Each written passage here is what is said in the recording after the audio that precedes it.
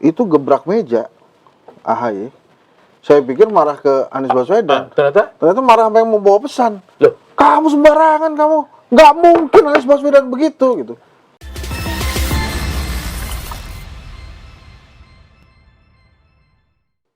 menonton politik saat ini tidak berbeda dengan menonton infotainment. Ada perceraian yang sudah berjalan lama 1 tahun, tiba-tiba bercerai.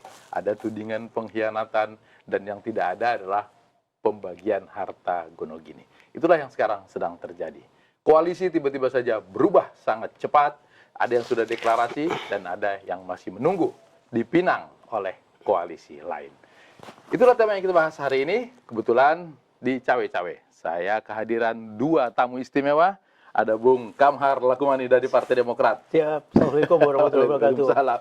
Makasih Bang. Ini jangan tidur. Udah belum? Udah dong, masuk. Katanya gua nggak boleh ke situ. Udah kan opening sekarang. Udah nih. Udah boleh. Ini ngomong cawe-cawe ini kejam betul. Tadi dia Udah nggak suruh geser tadi. Oh, iya, Bung iya, Henry iya. Satrio, analis politik dari Kedai Kopi. Sehat-sehat banget. Sehat. Tapi dulu pernah jadi jubir. Ini kenapa? Oh iya. Hah? Apa dulu? Enggak. Oh, aku mau nyebutnya hari ini analis apa jubir? Analis dong. Kenapa nggak jubir? Satu, jubir itu kan sama dengan. Jadi saya itu memang diminta Mas Anies, seingat saya tuh arahan 2 kali tuh ya. Waktu isu hutang piutang, sama ada 1 case lagi. Oke. Nah itu. Nah kemudian kan sekarang Mas Anies ini sudah berpasangan. Oh, dulu itu jubirnya Anies. Ya, karena sekarang sudah berpasangan, jadi otomatis Nggak jubir lagi. saya seharusnya tidak jubir lagi. Jadi jubir aja gue sekali-sekali gitu kan. Apalagi? Ini boleh gue lo nggak? Boleh dong. Boleh.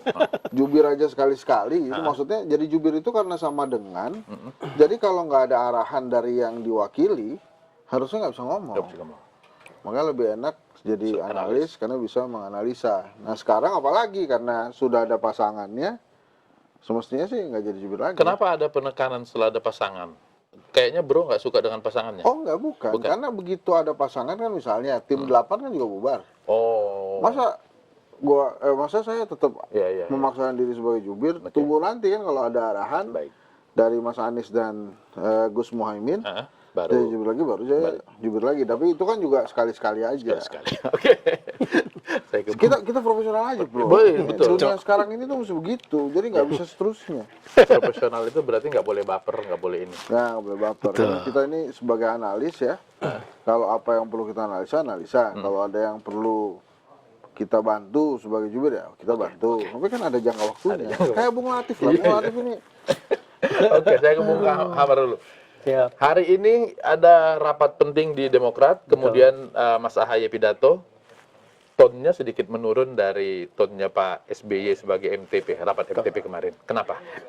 Terima kasih. Jadi hari ini rapat pleno di DPP Partai Demokrat itu adalah rapat yang rutin dilakukan dalam rangka pengambilan keputusan terhadap dan ini menjadi bagian dari mekanisme organisasi ya. Selepas itu tadi konferensi pers Mas Ketum di hadapan teman-teman media menyampaikan tentu juga pasti sudah ditunggu-tunggu oleh banyak pihak karena semenjak pasca Partai Demokrat keluar dari koalisi perubahan dan kemudian di lain sisi ada deklarasi Mas Anies dengan Caimin ini untuk pertama kalinya Mas Ketum tampil di publik dan tentu juga publik memang sudah sejak beberapa waktu yang lalu sudah menanti-nanti menunggu-nunggu kapan Mas Ketum AHY akan tampil dan apa yang akan disampaikan oleh Mas Ketum AHY. Kalau kemudian tadi disampaikan oleh Bang Latif, tones-nya agak berbeda dengan Pak SBY beberapa hari yang lalu, kemudian saat ini Pak Mas Ketum AHY tentu ini sangat manusiawi karena memang seiring waktu tentu proses cooling down itu bisa terjadi dan ini juga menunjukkan bahwa ya dari sisi secara pribadi pun Mas AHY sebagai manusia ya tentu wajar-wajar saja kalau kemudian ada ekspresi emosi terhadap apa yang terjadi karena proses ini kan proses yang sudah panjang dan lama dibangun. Kalau kemudian dalam perjalanan terjadi hal-hal yang belum sesuai harapan adalah sangat wajar sekali, sebuah konsekuensi logis kalau kemudian respon yang dilakukan itu juga mempengaruhi sisi emosionalitas dari pihak-pihak yang terkait dengan persoalan tersebut. Mas Ahaye bilang bahwa ini atau kemarahan, kekecewaan ini tidak ada kaitannya dengan saya gagal menjadi cawapres, tapi lebih kepada sistem. Memang bukan karena kecewa aja nih. Betul. Kita di berbagai kesempatan jauh sebelum ini ya, tidak pernah Mas Ketum Ahaye itu sekalipun dalam pidato atau pengarahan-pengarahan di DPP Partai Demokrat kepada pengurus bahwa saya harus jadi capres atau cawapres, sama sekali tidak pernah. Belum pernah sekalipun saya mendengar itu. Yang ada adalah bahwa kami dari segenap kader selalu meminta berikhtiar supaya ketum kita ini mendapatkan kesempatan sejarah entah sebagai capres atau cawapres. Karena ini juga tentu punya korelasi dan kepentingan kolektif kita sebagai keluarga besar Partai Demokrat, sebagai institusi. Dan kami yakin Mas Ketum ketika mendengarkan aspirasi itu tentu itu menjadi sebuah kekuatan bagi dia, tapi di lain sisi juga adalah beban yang harus ditunaikan. Karenanya tadi juga disampaikan oleh Mas Ketum di hadapan pengurus pleno DPP Partai Demokrat terhadap realitas yang terjadi saat ini dan langkah ke depan. Tentu kita ada punya opsi-opsi beberapa pilihan, namun secara normatif atau secara konstitusional ini kan menjadi ranah Majelis Tinggi Partai. Namun ketika kader menyampaikan bisa menerima kenyataan yang terjadi saat ini, realitas ini, Ketum merasa lega, ada beban yang selama ini begitu besar lepas ketika dia sudah berusaha, kader juga sudah berusaha, dan ternyata sampai pada tahap ini yang kita dapati adalah peristiwa seperti ini. Kalau Bung melihat yang mana? Apakah ini sekedar ya udah pengen banget nih gue jadi cawapres, tiba-tiba udah disebut-sebut, udah dikasih surat tulis tangan, tiba-tiba gagal? Atau memang seperti yang SBY bilang, caranya nggak enak? Ya, kalau saya melihatnya secara etika politik ya, ini memang agak beda. Ya, caranya itu agak berbeda karena dengan apa yang telah disampaikan oleh Sekjen Demokrat, Bang Rifki, itu ya wajar kalau kemudian reaksinya menurut saya para fungsionaris Demokrat atau kader Demokrat, bahkan pengurus tuh begitu, gitu ya, karena ya kalau saya tidak salah ya, ini mudah-mudahan kalau salah nih ada yang membenarkan. Memang Demokrat itu bergabung dengan koalisi Nasdem dan kemudian ada PKS. Itu ini tolong ini ya. Itu karena memang ada selentingan akan jadi cawapres tuh. Sejak awal bulan Maret itu? Awal-awal itu. Dan memang Demokrat waktu itu situasinya diperlukan karena kalau tidak gabung Demokrat ini, PKS juga nanti-nanti aja.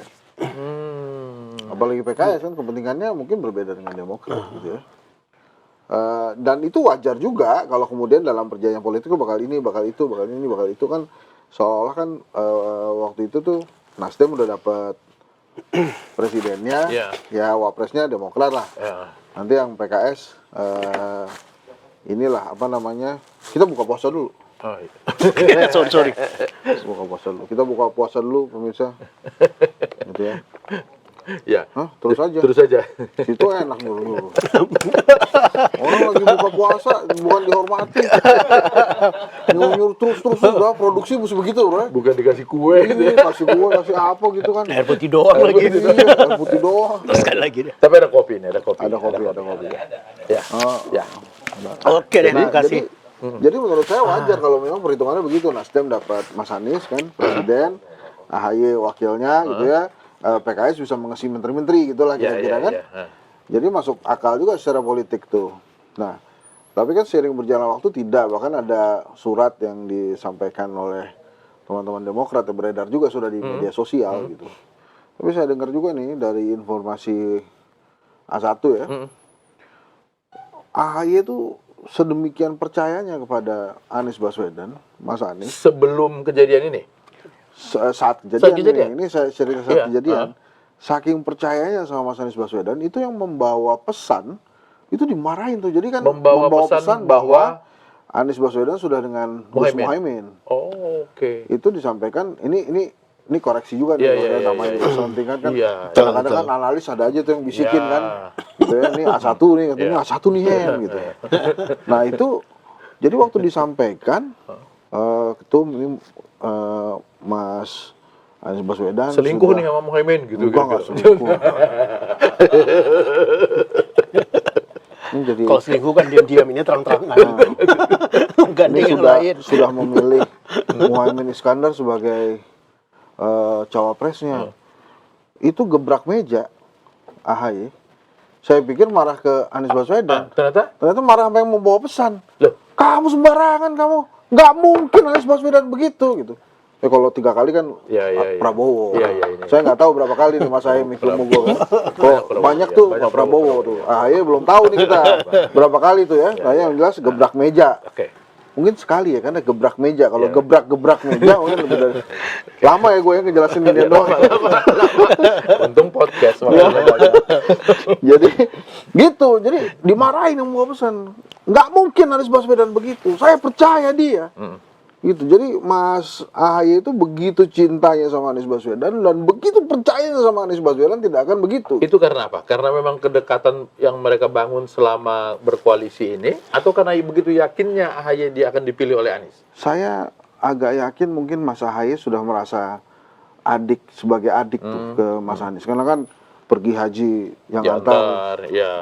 AHY, pulang haji dijemput AHY. Jadi mungkin membuncah kecewaan itu kan. Dan ternyata betul gitu. Jadi ya saya sih menganggap wajar reaksi kader Demokrat atau pengurus Partai Demokrat, karena itu bukti kecintaan mereka juga kepada AHY, ketumnya kan. Kalau nggak ada yang marah, mungkin AHY juga bingung juga gitu. Kenapa kader gua nggak ada yang marah? Gue dibeginiin, kalian Iya, diam aja. kalian diam aja. Jangan-jangan kalian juga berharap gua nggak jadi cawapres Nah gitu. itulah makanya. Tapi begitu ada yang tapi Partai Demokrat ini kadernya justru berlomba-lomba menunjukkan kemarahan itu. Iya. Di medsos kan mungkin juga habis marah-marah dikirim ke AHY. Iya. Sudah marah gitu. Gitu kan. Itu bukan marah yang Enggak, sebenarnya dong kalau maksud saya gitu. ya ada maksud-maksud tertentu gitu. Ini murni marahnya. Oh iya, Iya. marah itu kan. Iya, Nah, itu lebay. bisa begitu gitu. Enggak, maksud saya pada saat marah kan juga AHY pasti nonton nih kira-kira siapa aja yang marahnya. Oh, banyak nih alhamdulillah. Berarti kan Iya. saya masih dijaga nih harga diri dan kehormatan saya sebagai ketum kan. Makanya menurut saya sih sangat wajar itu marah-marah begitu gitu. Kenapa Bung merasa itu wajar? Apakah Bung melihat bahwa sebenarnya Anies juga tidak berkeinginan seperti ini? Saya nggak tahu ya Mas Anies tuh berkeinginan seperti itu atau tidak. Tapi yang jelas kan dia sudah mengiyakan tuh ya. Sudah mengiyakan. Mungkin nggak ada pilihan lain. Ya saya nggak tahu situasinya Bang Latif. Tapi kalau menurut saya mungkin ya.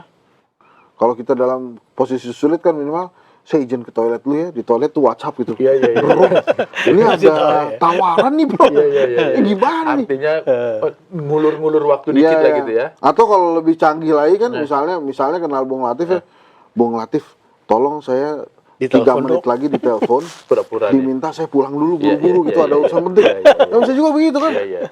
Pak ini sorry Pak, Bung Latif nih telepon saya disuruh pulang. Iya. Latif mana? Latif Kombur Pak.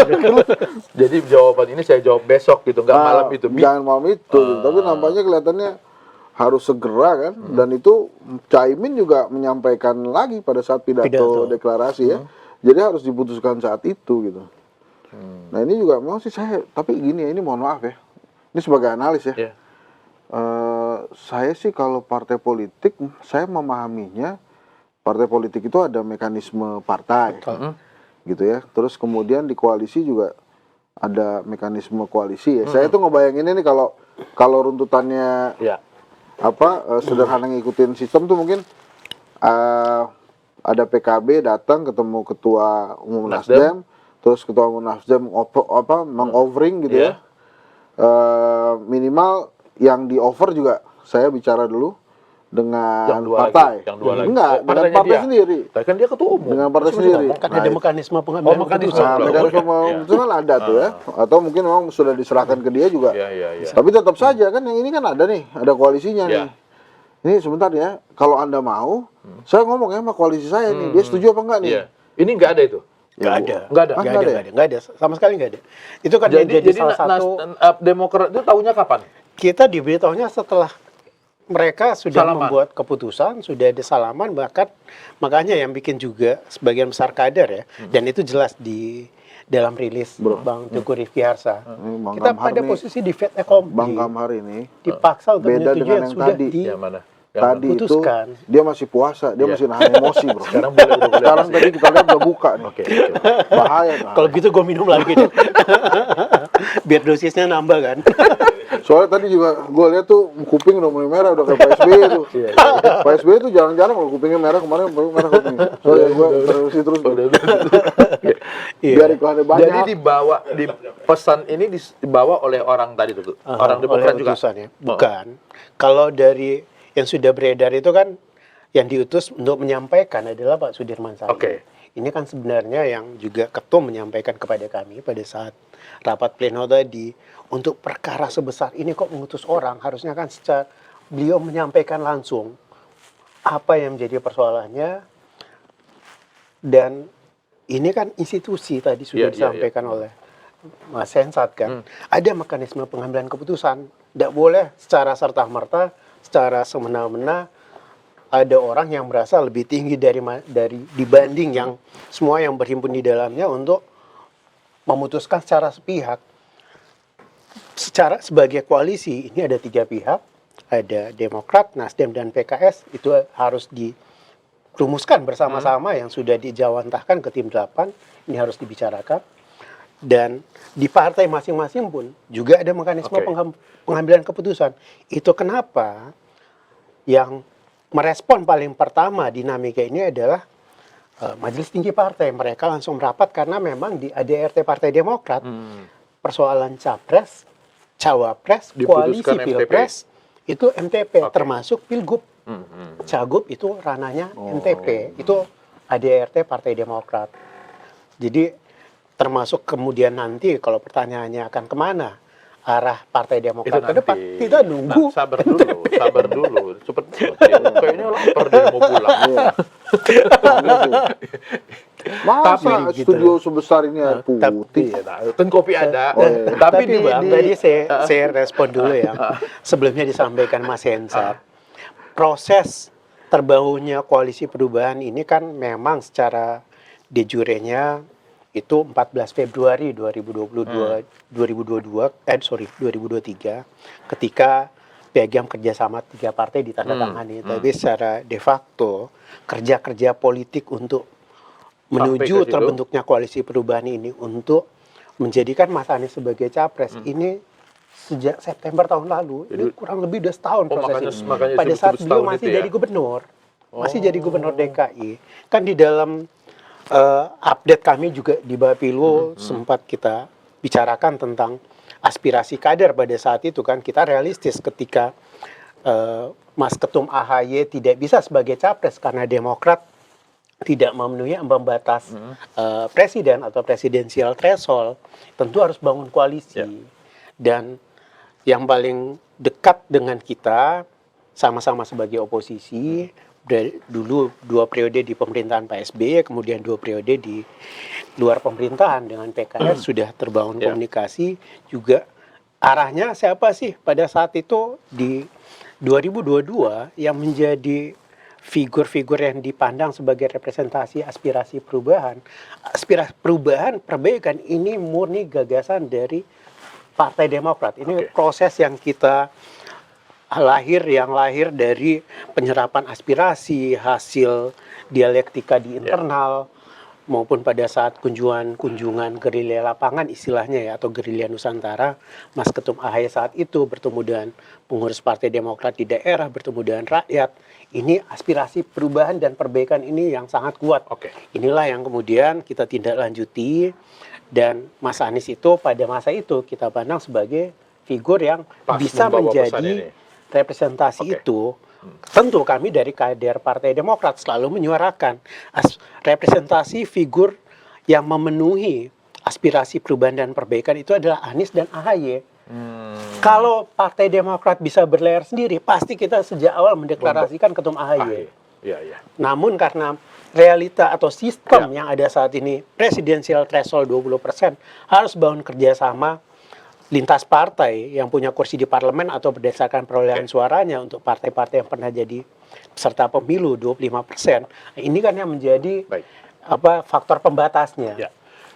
Ketentuan, kita kembali ke soal pengambilan keputusan. Ketentuan bahwa penentuan cawapres itu diserahkan kepada capres Anies Baswedan itu di Piagam ada nggak? Di Piagam itu ada.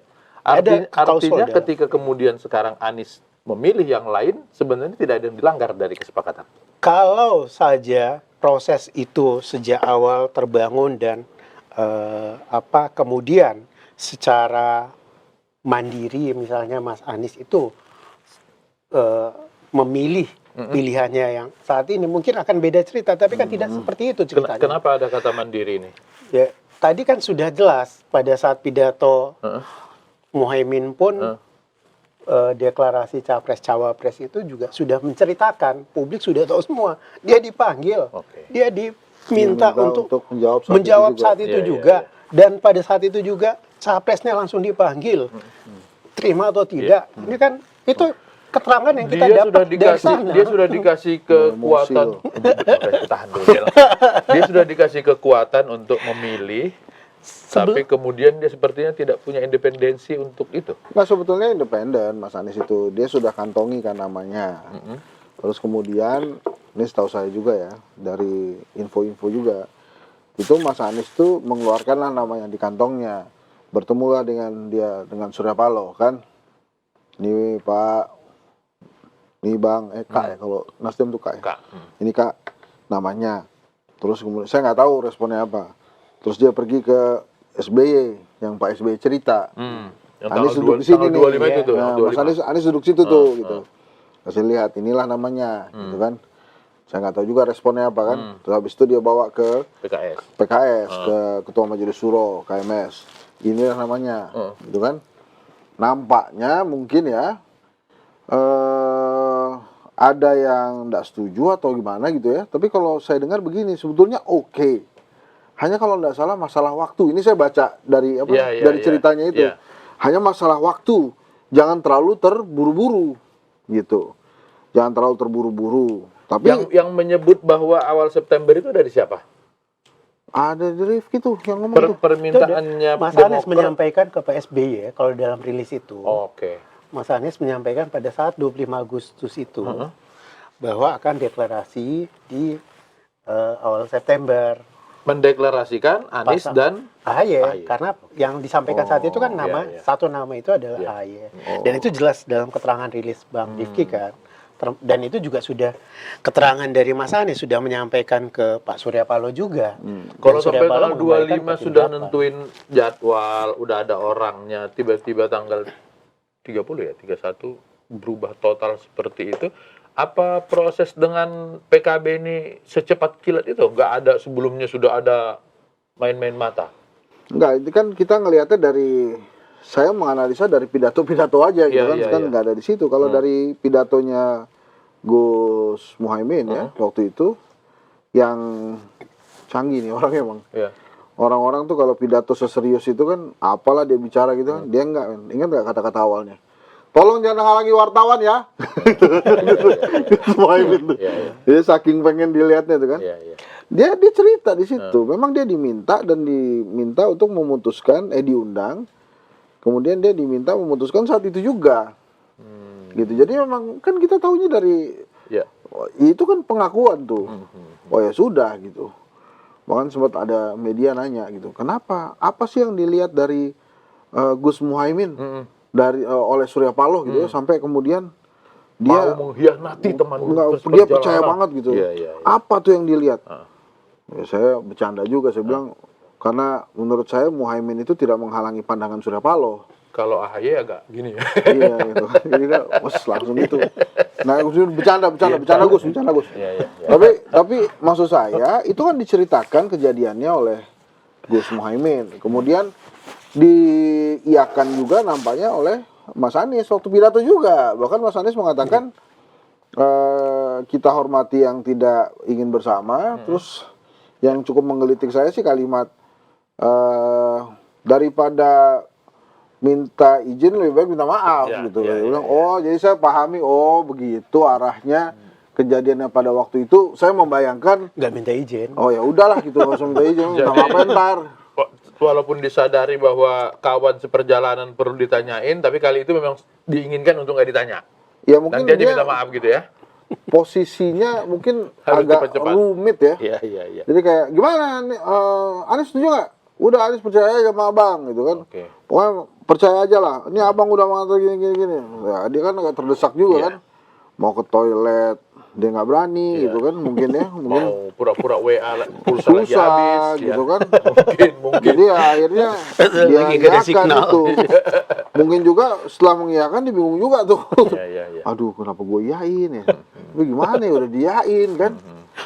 Makanya saya berusaha tuh merekonstruksi waktu itu gimana kondisi seorang Anies Baswedan, karena kan ini orang punya nilai juga. Jadi makanya saya pikir ini pasti ada keterdesakan yang dahsyat sehingga seorang Anies Baswedan itu tidak kuasa menolak gitu. Kesannya kalau begitu seolah-olah perpisahan ini hanya dalam jangka beberapa hari. Tapi Pak SBY itu kabarnya pernah menyampaikan ke petinggi Demokrat sepulang Mas Anies dari haji tidak segera mengumumkan, dia sudah mulai mencurigai bahwa Anies tidak serius. Sebenarnya kan keterangan yang sampai ke publik bahwa sepulang haji Mas Anies akan segera mengumumkan pasangan itu justru dari jubir Mas Anies dari tim 8 Pak Sudirman Said. Itu yang paling banyak teramplifikasi kan. Bukan gue bro. Bukan. Aman. Dari S ini barat. Jubir tim 8. Iya. Dan ketika sepulang haji ini terus terkesan ditunda-tunda, malah dari elit-elit beberapa petinggi Partai Nasdem kan kemudian menyampaikan secara terang ya penolakan untuk dilakukan deklarasi dalam waktu dekat itu. Mas Anies kan kita bisa menangkap sudah beberapa kali sinyal yang diberikan sebagai penguatan terhadap yang sebelumnya memang sudah disampaikan ke AHY di dalam press release itu ada kan bulan Juni lalu sebelum berangkat haji lah sudah menyampaikan ke Mas Ketum, bahkan dia bilang dari guru spiritual saya, ibu guru spiritual saya ini tidak pernah salah. Ini saya harus pasangan sama Mas AHY, kita harus segera deklarasi. Diperkuat lagi dari ibu saya juga punya pesan yang sama. Ya makanya sebagai seorang yang sangat menghormati ibu ya, dan orang yang sudah dewasa tentu tidak akan begitu mudah merangkai kata, mengumbar janji, apalagi ketika membawa-bawa simbol-simbol yang kita anggap sakral. Seorang ibu, guru spiritual. Karenanya kalau kemudian Mas AHY percaya, ya sangat wajar. Saya pun juga pada posisi, saya pikir sebagian besar kita kalau mendapatkan perlakuan seperti itu juga pasti percaya. Dikuatkan lagi dengan tulis tangan itu. Kalau personal notes itu kan belakangan Agustus. Ini sebelum berangkat haji Dan sepulang haji ternyata belum juga diumumkan, malah dari petinggi-petinggi Partai Nasdem pada saat itu mulai secara terang-terangan untuk supaya deklarasi itu last minute lah, di akhir lah, tidak ada urgensi lah katanya. Yang itu satu. Yang kedua kemudian mulailah bahwa tidak boleh partai, ketua umum partai. Ada kan petinggi Partai Nasdem yang menyampaikan seperti itu. Kemudian dan banyak lagi. Ini yang terbaca sebagai saat ini kita bisa bilang ya ini memang hanya menegaskan bahwa pada dasarnya dia tidak mau AHY. Asal bukan AHY kita bisa membaca seperti itu karena yang sudah dilakukannya kemudian membantah semua pernyataan tadi. Caimin ketua umum partai deklarasinya malah tanggal 2, Juga Buru-buru. ya, buru-buru banget. Oh.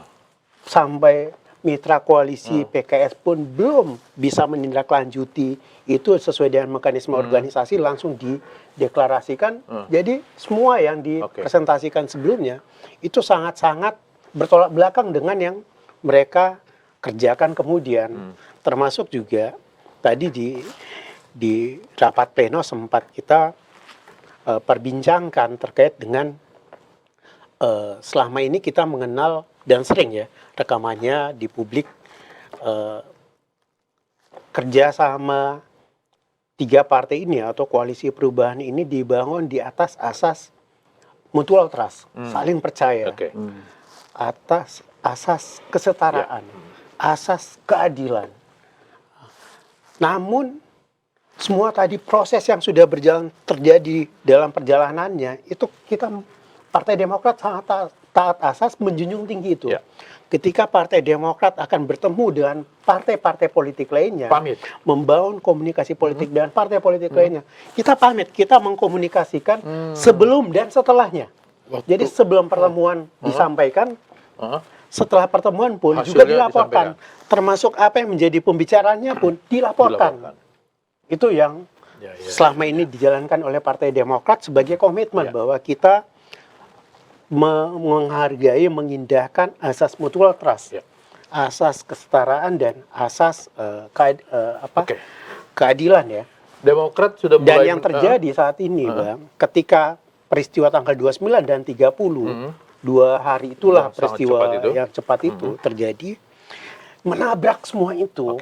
Itulah yang kemudian sebenarnya bagi kami seluruh kader, apalagi Mas Ketum AHY, termasuk juga Pak SBY, yang dianggap tidak patut, tidak pantas, dan itu yang menyakitkannya itu.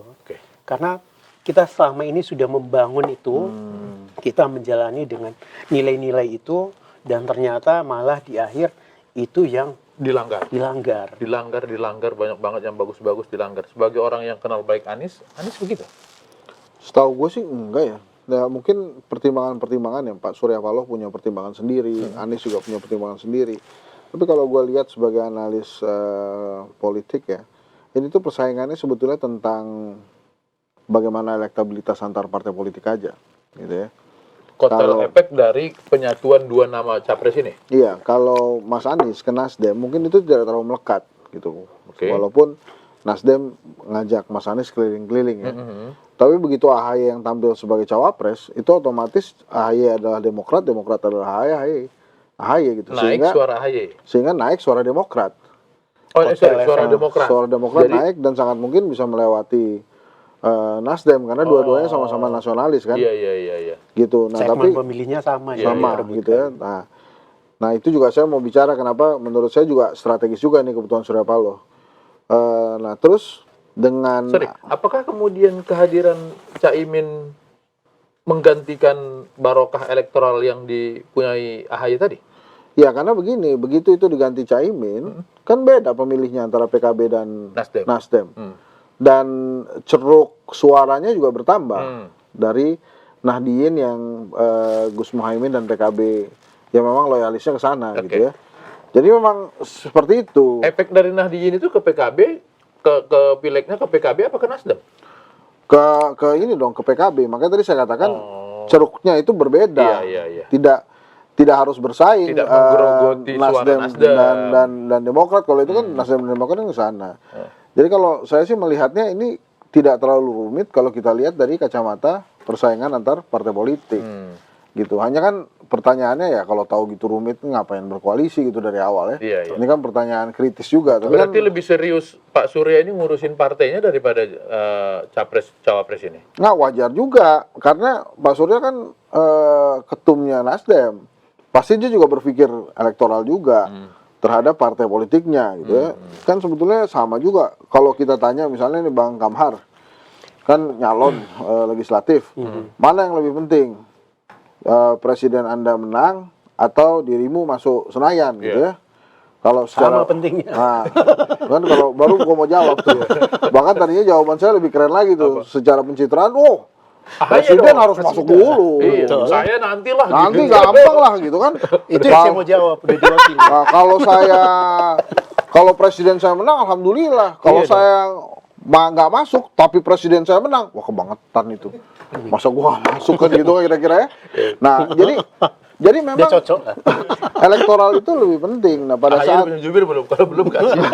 pada saat dulu dong. Ini pada saat Pak Surya melihat ada kegamangan di kubu PKB karena nampaknya tidak terlalu diperhitungkan ya oleh Pak Prabowo, ya langsung diambil, diajak ngomong kan. Kalau ceritanya Gus Muhaimin kan antara senior dan junior nih, saya tidak lagi bermuslihat kalau nggak salah, tidak bersiasat kalau nggak salah ya.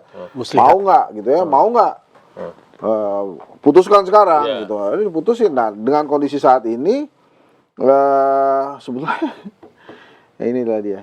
Kalau itu secara mekanisme koalisi diceritakan, diikuti, mungkin Demokrat juga masih berada di barisan nih, dan bisa saja AHY kemudian yang menjadi ketua pemenangan, tim sukses gitu ya. Makanya kalau begini kan Demokratnya sudah menarik diri, otomatis pemegang saham A ini berubah jadi dari hanya Nasdem dan PKB. Even kalau PKS kemudian masuk pun dia harus menerima kenyataan bahwa anak bawang, bos.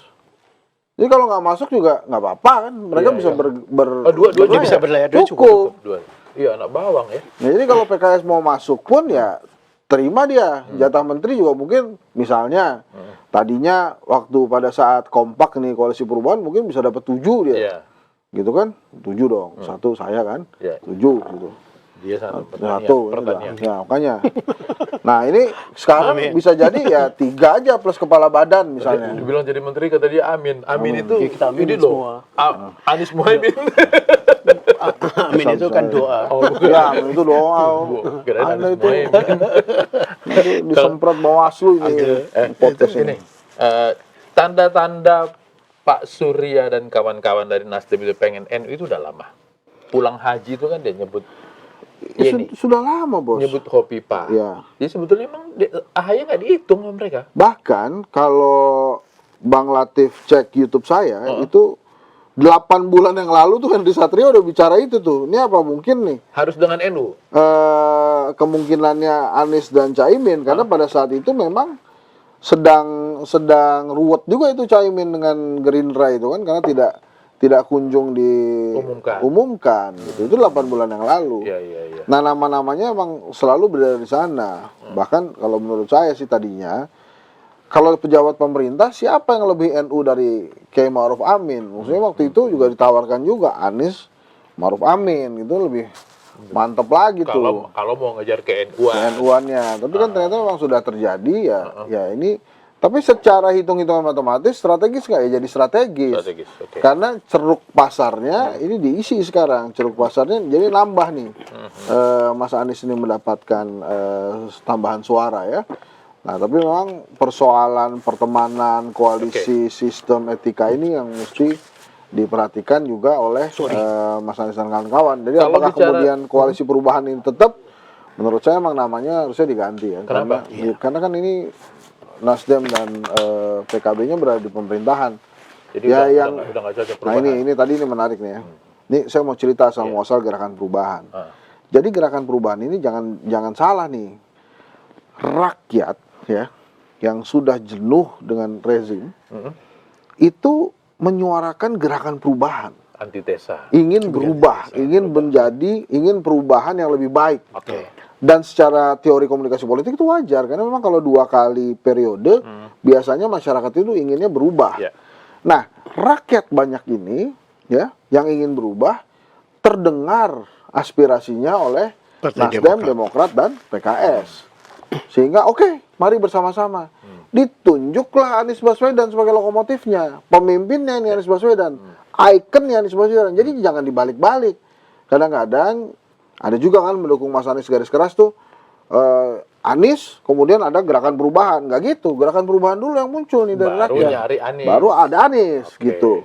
Sehingga ini sekarang kuat banget gitu sih gerakan perubahan ini. Nah, itu yang jalan. Nah, sekarang kan seiring berjalan waktu kan kondisinya begini nih. Jadi memang tantangan buat Mas Anies, buat Nasdem dan Demokrat, Nasdem dan PKB, kalau PKS nanti ada, untuk menerjemahkan perubahannya seperti apa. Apakah cuma perubahan orang saja, atau perubahan dan melanjutkan? Karena Caimin kemarin juga ngomong melanjutkan kan. Jadi ini bagaimana nih? Jadi ini juga belum terlihat perubahan gitu. atau melanjutkan gitu ya? Ya, tapi sekali lagi Mas, secara strategis pilihannya Surya Paloh ini, saya sebut pilihan Surya Paloh lah. Ini memang strategis akhirnya karena menambah ceruk suara kalau menurut saya. Kalau kita bersatu sebenarnya bisa bikin koalisi, perubahan. Perubahan ya, saya sudah mulai nih berubah. Ini bro, ini kameranya kenapa sih? Apa? Nah, kalau nyorot gue kok benerannya gue gede banget gitu. Aslinya? Aslinya langsing. Nggak gitu ah. Aslinya. Oke. Tadi sudah sempat nyinggung juga. Siap. Sudah mulai bicara akan kemana? Iya. Sesuai arahan Pak SBY ya, selaku Ketua Majelis Tinggi Partai, dalam minggu ini kita masih calling down. Tentu kita juga sudah mengantisipasi untuk rencana opsi-opsi ke depan yang akan ditempuh atau arah koalisi yang akan menjadi pilihan baru Partai Demokrat. Pilihan baru itu antara dua yang lain selain Anies, atau yang seperti disebut-sebut oleh kawan-kawannya Mas Henry ini akan ada koalisi baru, perahu baru? Kita rasional dan realistis, waktu nggak memungkinkan. Ya, jadi untuk tawarannya bentuk koalisi baru yang paling menteri yang menawarkan rasional dan realistis ya. Dua poros koalisi yang sudah ada, yang sudah existing. Apakah dengan koalisi yang dipimpin oleh PDIP atau dengan koalisi Pak Prabowo, yang pasti kan dengan PDIP pun juga peluang atau ruang untuk terbangun komunikasi sudah sangat baik.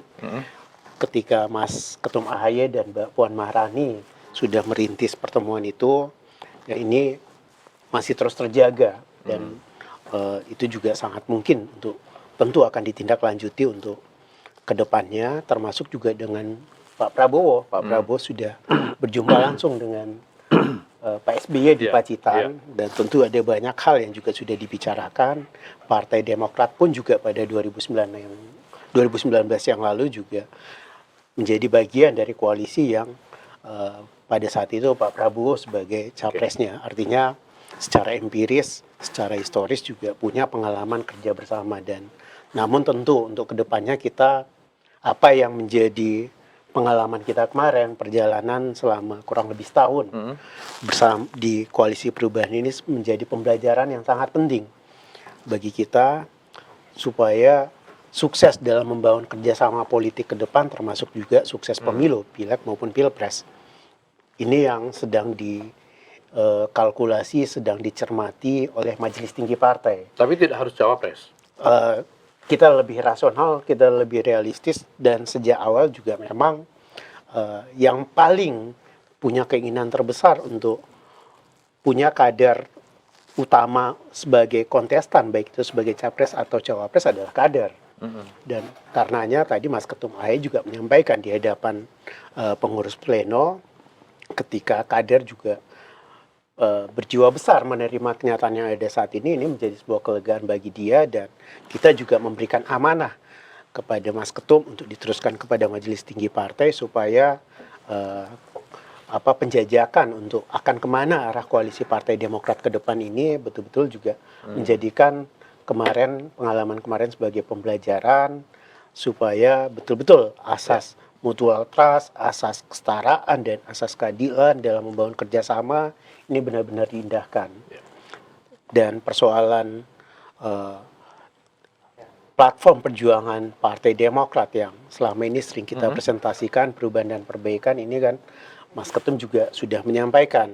Tapi dua capres kubu sekarang itu nggak perubahan loh.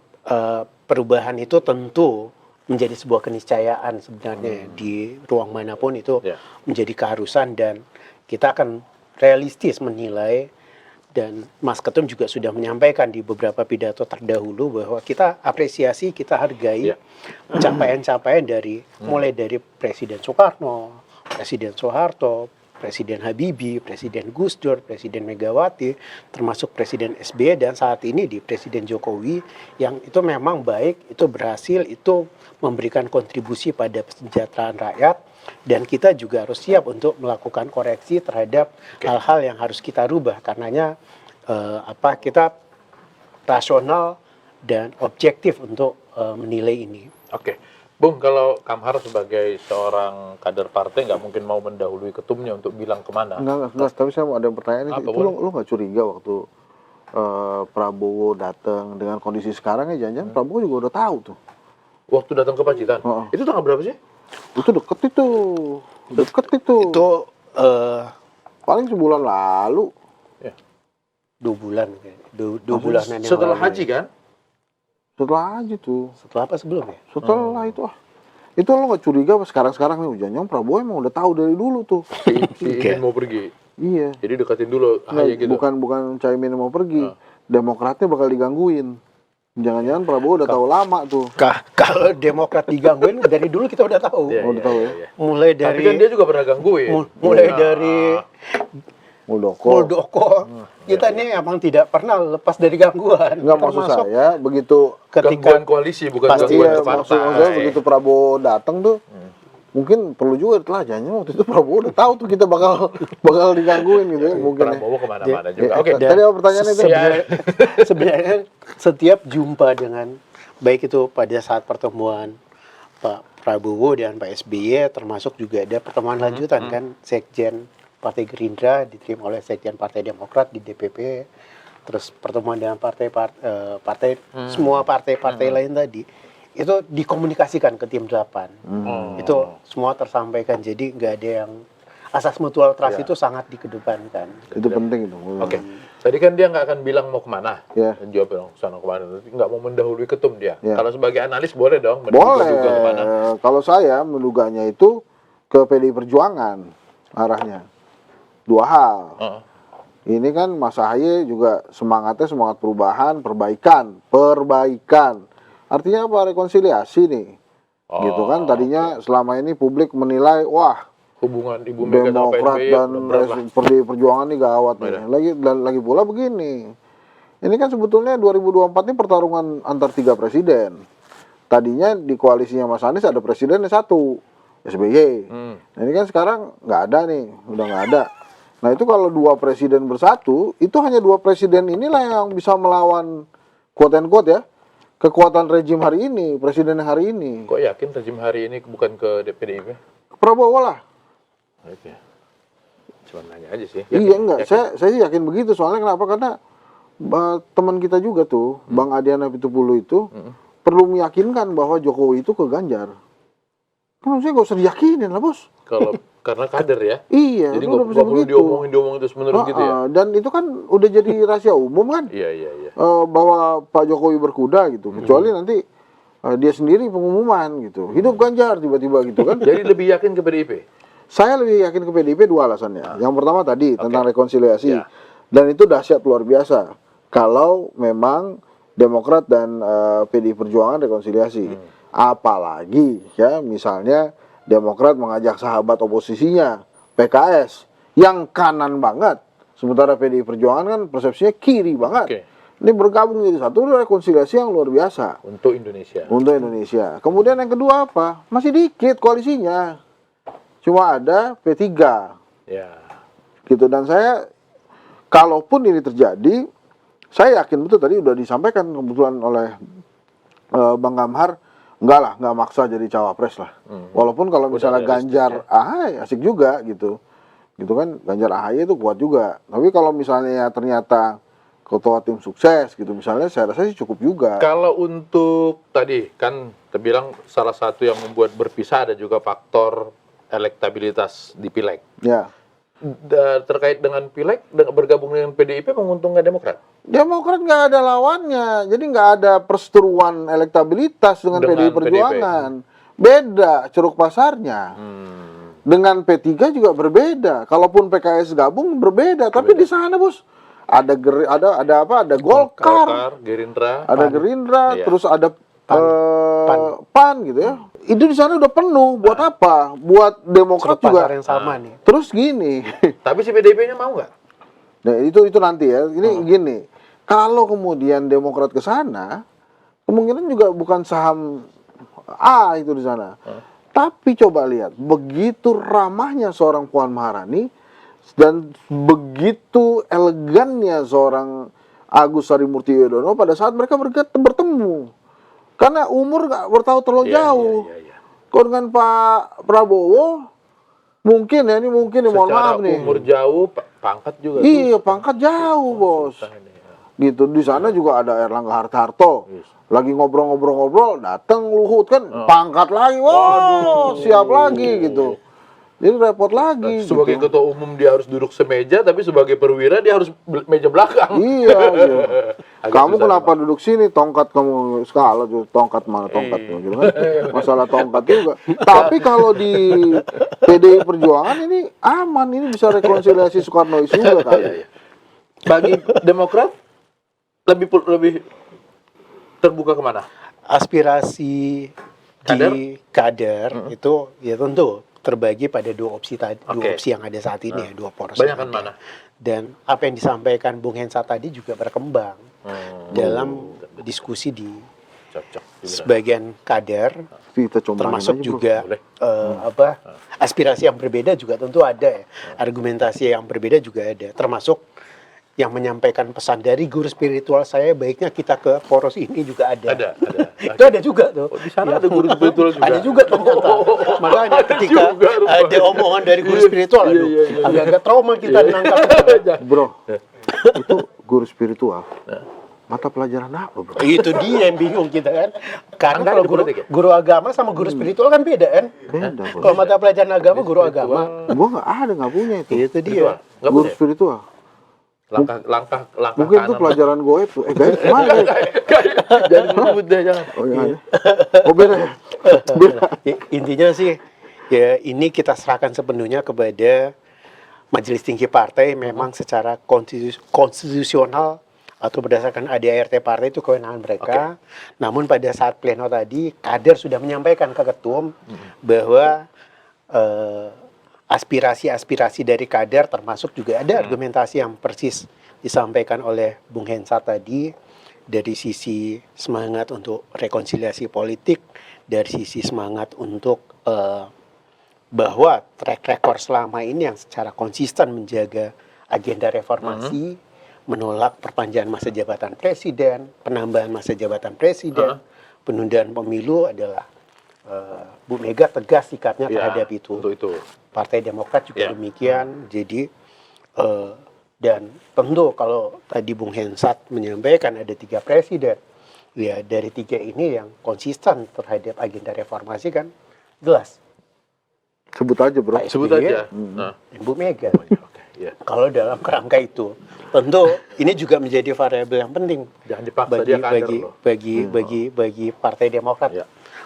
Tapi sekali lagi ini menjadi ranah Majelis Tinggi Partai MTP yang segenap kader percaya dan menyerahkan sepenuhnya apapun yang menjadi putusan MTP. Tentu kami yakini Pak SBY dengan pengalamannya, juga pengalaman kemarin yang terjadi terakhir, ini menjadi pembelajaran penting supaya kita bisa mengambil keputusan yang lebih pas, lebih tepat demi tidak hanya untuk Partai Demokrat saja tentunya, tapi untuk bangsa dan negara ini. Ketika Mas Ahaye dan Mbak Puan berhasil bertemu itu, apakah itu penanda bahwa sebetulnya sinyal berkoalisi antara Bu Mega dan Pak SBY ini sudah terbuka? Bung Hensat pasti sebagai pakar komunikasi politik kan bisa menilai ya. Saat itu juga Mas Ketum Ahaye menyampaikan bahwa Mbak Puan ini sudah saya anggap sebagai kakak saya. Dan itu disampaikan secara terbuka di depan media kan. Kemudian pasca itu pun juga statement-statement dari elit-elit PDIP termasuk juga Ibu Puan bahwa untuk silaturahmi atau pertemuan kebangsaan antara Pak SBY dan Bu Mega itu mungkin terjadi, dimungkinkan terjadi ya. Artinya kita lihat arahnya ke depan akan seperti apa. Tentu kami percaya mereka-mereka ini adalah negarawan yang sudah teruji rekam jejaknya, yang pasti akan menempatkan kepentingan bangsa dan negara sebagai yang utama dan diutamakan melampaui kepentingannya terhadap sukses partai yang dipimpinnya. Itu bro, kalau kejadian live iNews bro. Apa? AHY, Megawati ketemu SBY. SBY. Oh pastilah. Nanti kita Breaking gitu. ojok-ojokin ke Bu Mega, yang TV lain jangan. Ya kan? Bro, tunggu sebentar, satu lagi nih. Apa-apa? Itu ya, Mbak Puan waktu di GBK itu kan pidatonya juga luar biasa tuh. Mas AHY pidato tadi itu luar biasa bro. Masih muda, dia bicara tentang nilai dan etika dalam politik. Itu kalau Mbak Puan sama Mas AHY jadi rekonsiliasi siapapun presidennya, itu menurut saya luar biasa tuh. Betul. 2029 bisa berpasangan. Nggak usah 2029, bisa juga di 2024 nanti. Jangan, udah ada Pak Ganjar. Bro, dalam politik itu ada 3 tanda baca yang sering digunakan. Titik, koma, tanda tanya. Nah, itulah dia. Nah, kita lihat Pak Ganjar masih titik, koma, atau udah tanda tanya, atau gimana. Belum titik ya? Ya, udah lah. Titik lah. Titik Ya, lah. udah tadi ngomong titik. Titik, jangan buka lagi. Makanya aku bilang 2029. Tapi bro yang bilang bisa jadi 2024. Bro yang bikin gitu koma. ya. Aduh. Itu coba kita lihat nanti. Intinya kan yang mau Guru disampaikan spiritual. bahwa semangat dari politisi-politisi yang saat ini ada di posisi-posisi strategis ya, Itu seperti Ibu Puan, kemudian Mas satu Ketum lagi AHY. gua usul. Ini yang dikedepankan adalah value atau nilai. Memang etika politik ini yang harus Walaupun kita semua ya. kadang-kadang kita beretika semua dalam politik itu nggak dapat apa-apa loh. Kita semua punya Ya, bro. imperatif moral untuk Beretika dalam melakukan politik takut tidak dapat edukasi apa-apa loh politik malah. terhadap Ya publik. dapat lah. Dapat lah. Buktinya ada kawan yang datang aja, oke kita putuskan dapat cawapres. Ini nunggu kelamaan. Ya, kalau kita permisif dan situasi ini kita nggak mau merubahnya, ya tentu situasi ini akan terlanggengkan kan. Ini yang harus kita rubah. Ini yang kita suka. Perubahan itu salah satunya Itu benar.